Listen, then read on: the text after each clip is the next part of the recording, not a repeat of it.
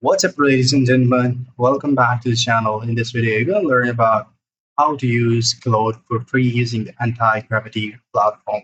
So this is the link to the Antigravity. You just have to download it for the system that you're using. For example, for the macOS, Windows, or Linux, according to your own requirements. Once downloaded, it will look like something like this.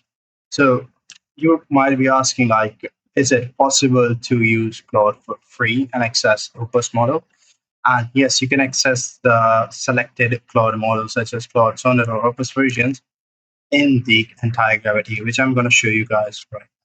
So over here, you will see that there is Claude Sonnet 4.6 thinking and Claude Opus 4.6.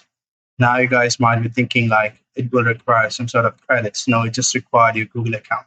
Once you have linked it with that, as you guys can see that I was using the Opus version to audit the code that I have right now, and it worked fine. So you guys can do it as well using this platform.